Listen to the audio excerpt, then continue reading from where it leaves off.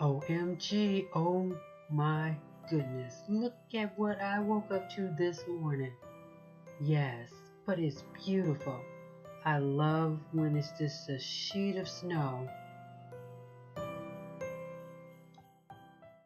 In today's video, I wanted to share with you guys a minimum amount of decorating that I do for the fall, harvest, Thanksgiving holidays. I really don't do a lot of decorating around this time, just a little added touches here and there. There's some pumpkins that you all see right here, burlap pumpkins from the Dollar Tree, as well as a small house date there that I also got from Family Dollar.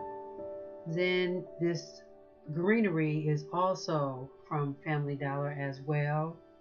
Then you have the clock that's on the wall, which I ended up getting from Walmart. The picture, the lantern, the flowers, and the burlap pumpkin were all from the Dollar Tree. This picture was a DIY project with an old frame, burlap, jay, and leaves from the Dollar Tree. As you all can see around my dining area, the gathering sign is from Hobby Lobby.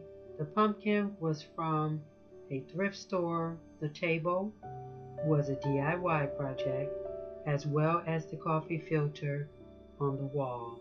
The sign that you see in the window, that was from Family Dollar last year. Now we're here in my living room, where you can see the fireplace to the left there.